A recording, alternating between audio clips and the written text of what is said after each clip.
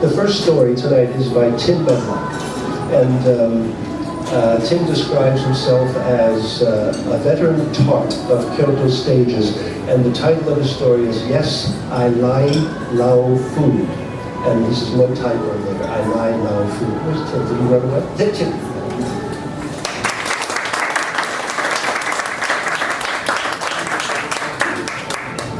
Yeah, bring this down to my level. Thanks, Charles. Okay, maybe about here. All right, can you hear me? Yeah. Good, okay. So, yes, my story is I Lie Lao Food. You Lie Lao Food? You Lie Lao Food? I was asked this pretty much everywhere I went in Laos. Do you like Lao food? What can you say? You're a guest in the country? Sure. Lao food good. And you know, it's not quite as good as the other countries around Laos, I would say, Vietnam, South China, Thailand, but it was okay. And luckily, I had never been a fussy eater. So pretty much anything's okay. When I was a kid growing up, other things that other kids didn't like, spinach, liver, whatever, fill up the plate. When I got to about 16, my mother looked at me shoveling my face and said, you know, Tim, if you're gonna take a girl out, don't take her to dinner. Because I'm not a pretty eater, nor a fussy eater. But that's, if you like traveling, it's useful, right? Because if you can eat anything, you can go anywhere. And I always figured, hey, I can eat anything. So, I'm heading up the Mekong, zigzagging up the Mekong, bit of adventure, and most of the way it's just sticky rice and watery noodles, but that's okay. I'm not a fussy eater. One time the engine on the boat failed. I was taken up into a small village, put in a house. They brought out a live chicken. Yes, please. Right in front of me. No problem. I'm not a fussy eater. Respect the culture. Thank you very much. As I started to head south, as I was leaving the country, I decided to go down the Namtar River, narrow river winding through the jungle. It was just 3 boatmen and me. I don't even think this is in the Lonely Planet. This is adventure. This is what we come for. After a few hours, the engine on the boat cut out. They tried to get it going, wouldn't start. We paddled a bit, we drifted.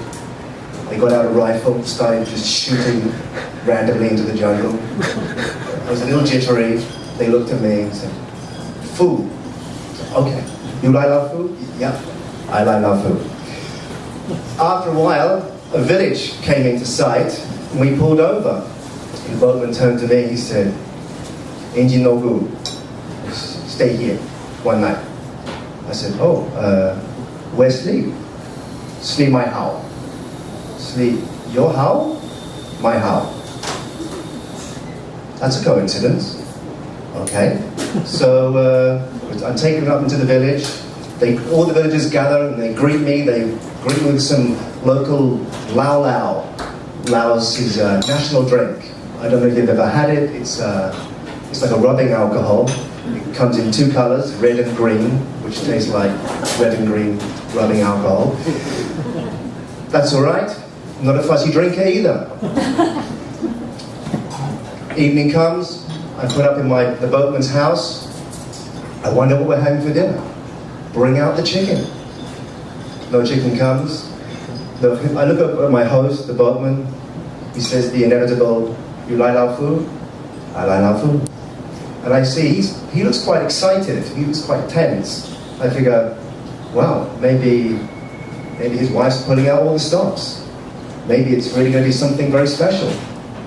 Now I'm excited. So out she comes, and she gives each of us these 2 big bowls, puts it down. I have no idea what that is, but anyway, whatever. Respect local custom. I'm not a tourist, I'm a traveler. So I look at one bowl, and well, I think that's just bones with fat attached. So I look at my host and he said, Oh, okay. And the other one, it's just a vegetable. So it's the same vegetable, it's lots of it. I pick it up and it looks like a lotus stalk. It's a stalk with a bulbous head. And I've never seen it before. I figure, I don't know, it's probably okay. I'll try the fat first, you know. Chew the fat. I can eat fat. I can eat anything. Pork chops, streaky bacon, whatever, no problem. So just put some fat and bone in my mouth. I just chew and swallow, chew and swallow. Wow, this is pretty tough. I'm not making much headway with this.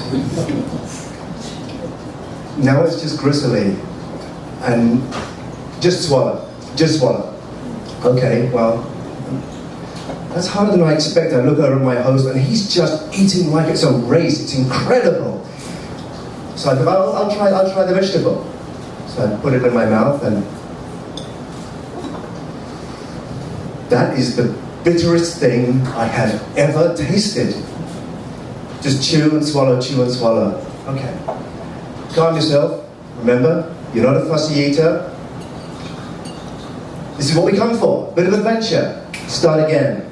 Bit of fat. Then I realized maybe the fat and the vegetable goes together. It's like a combination. They go together well. So, bit of fat, bit of vegetable. Now I've got the unchewable with the unbiteable in the same mouth. So, and I start thinking, how did she cook this? How did she cook it? It's like it had been boiled in coffee for a day or something like that. And I suddenly realized, sweat is breaking out, I'm grimacing, maybe I'm insulting my host. I look over at my host and I realize he's finished.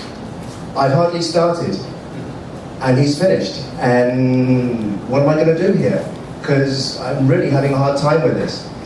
And he looks at my bowl and he looks at me and I think, I guess he's pretty insulted. And then he looks at his own bowl and he sighs and he looks at my bowl again and I think he wants mine. And I thought, well, you know what, if we trade, that'd be a good trade for both of us, except that is rude. Even if he does want it and I offer it, that's kind of insulting to his wife.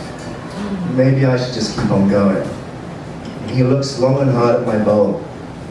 And then he looks up at the doorway where his wife had come from with the dishes.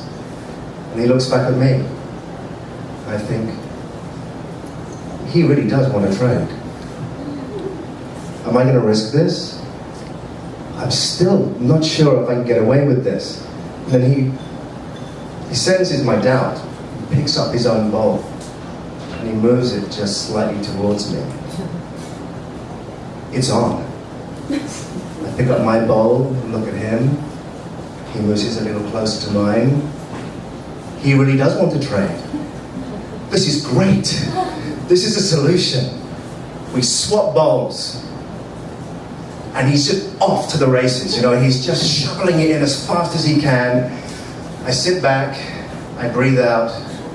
Okay, you know, if I get nothing else, so what? If I go to bed hungry, no problem. Tomorrow's another day. I sit back and I just watch him eating it, thinking, vive la différence, adventure. I look around the room. His wife appears. She looks at the empty bowls in front of me. I give her a big smile. She looks happy. She comes over and clears the table. I sit back and just enjoy the moment. And she appears with 2 more bowls. Oh, maybe she's going to sit down and eat with us now. That's nice. And puts them right in front of me. Extra size, double helpings for the hungry foreigner. My host looks across at me, and I kid you not. He said, with a dry smile, he says, "You like our food?" I look at him and I say, "Oh yeah, I like Lao food very much." That's it.